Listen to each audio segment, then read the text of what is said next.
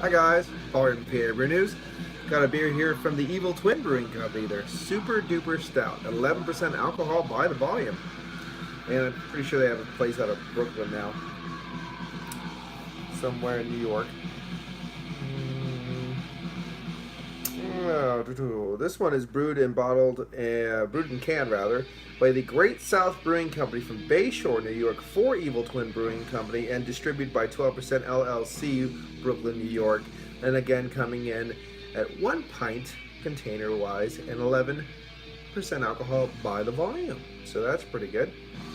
And again, the crack screen's on that side, so I'll have to look like that for the comments.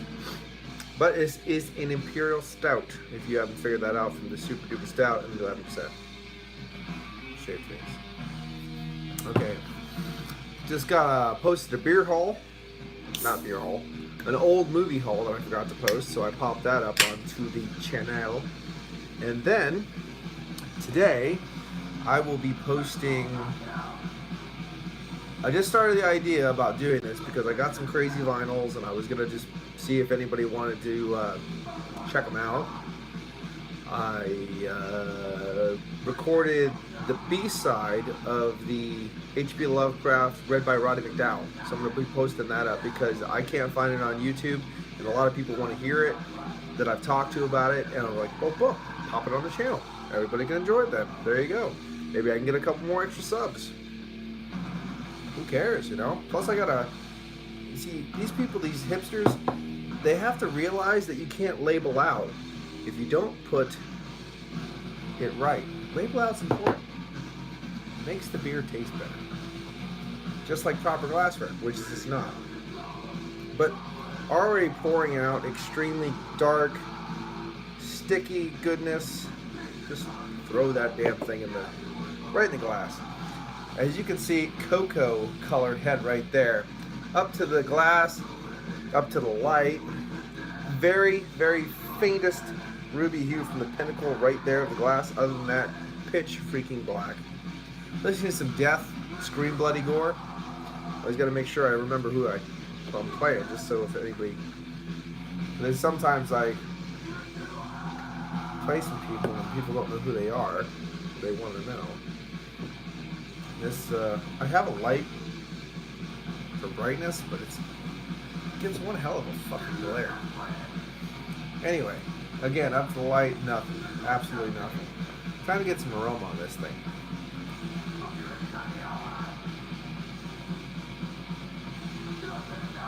A little bit of alcohol stringency coming through, bringing dark fruits with it.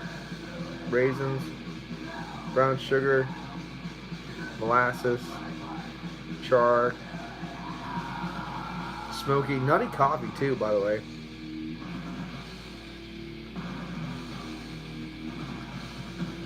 Dark chocolate, baker's chocolate. Wow, smelling good. Cheers.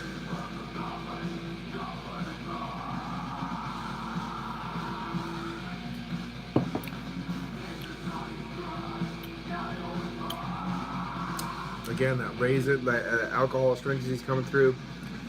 A lot of dark fruit, a lot of raisins, star anise coming through right there. A hint of vanilla, char.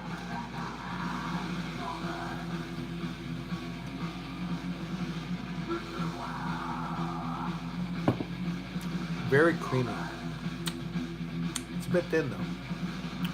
For as thick as you'd think it would be, it does have a nice creaminess. It's a medium side of a full body.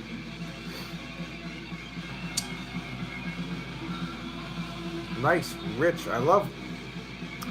And usually they're really charry too when you have that really, really dark cocoa colored head.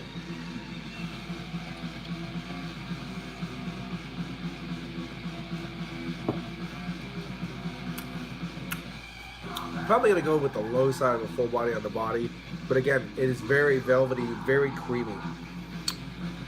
It has a hint of a caramel on the high front, along with that alcohol, kind of the fusel alcohols, ethanol alcohols, kind of breathing through, bringing that dark fruit.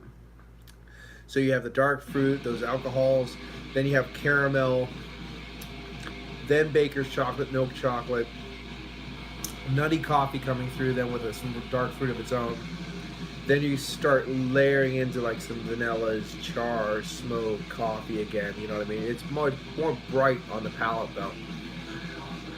More bright than broody, I guess you could say that.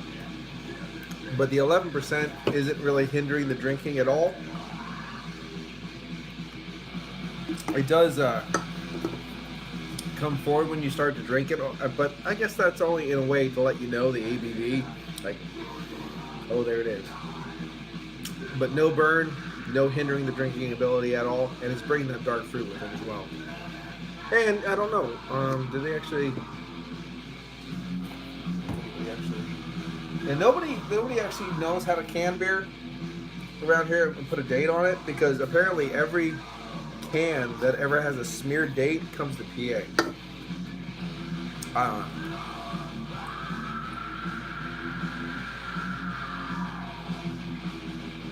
Picked this one up at the Beer Port, Lawrenceville, outside of Pittsburgh. The real Pittsburgh, Matt.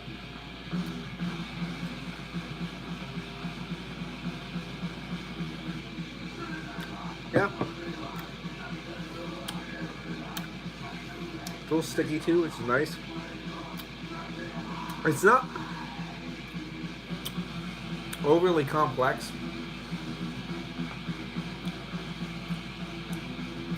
Again, it's just like a lot of hints of like brown sugar, molasses, caramel, baker's chocolate, milk chocolate. Something about it though that just it's there.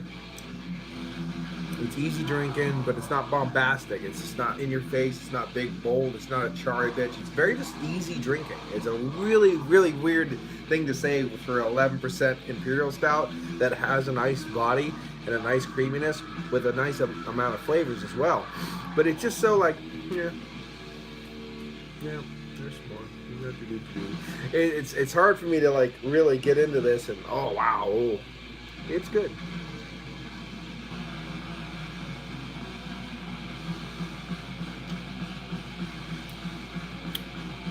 Yeah, it just doesn't have anything of that back end.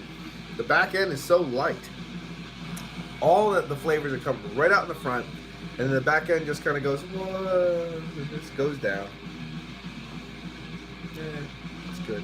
And it's not a bad drinking experience. It's just there's not any bright, big notes that are hitting you on the back end. Big char, nice earthiness, those things.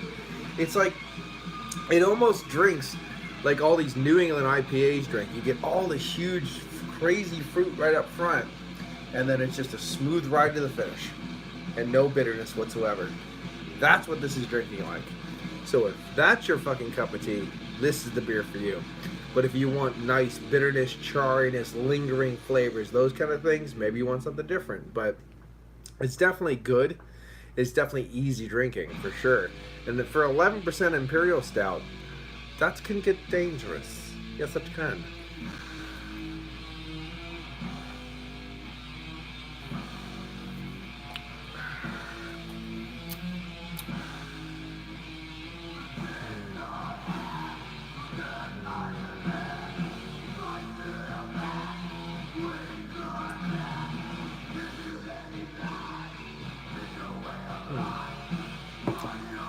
Yeah. I'm not trying to talk down the beer at all. It's a good beer. It just lacks zest near the end, if you know what I'm trying to say. But it's a good beer. We're gonna whatever I just tried to do there. That's what I just did. I don't want to give it an 8.5. I want to give it a 9. Because it's a little lacking in the end. It's 11% beer. It's got a lot of nice characteristics about it. It hides the ABV extremely well. It's super sessionable. As far as, it sounds funny at 11%, but like the way this thing drinks, you could drink a lot of this and not have a problem. And it's complex enough to be enjoyable, but yet subtle enough to be extremely drinkable. So I have to give it a 9. There you go. Would I get it again? Probably not. Have I had a lot better Imperial Stouts? Yes, I have.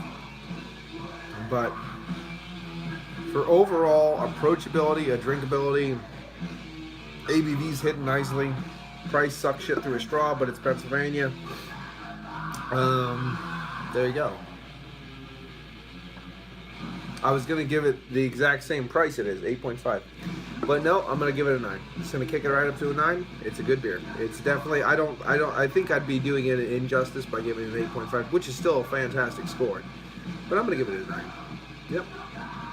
Well, this has been Paul from PABrewNews with Evil Twins Super Duper Stout, 11% alcohol by volume, brewed and canned by the Great South Bay Brewing Company from Bayshore, New York, for Evil Twin Brewing.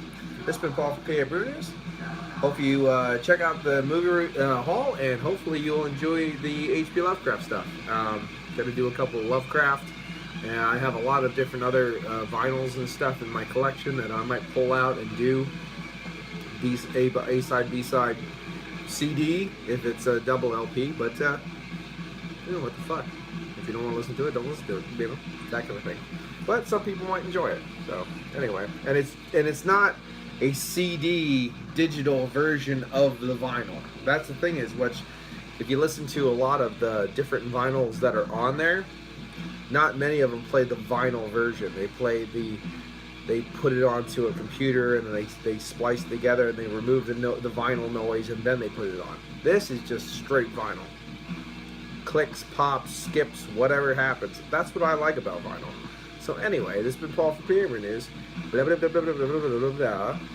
out of 10 for the Super Duper Stout from Evil Twin Brewing Company. Cheers. Bye-bye. Oh, it's going Milli Vanilli on me.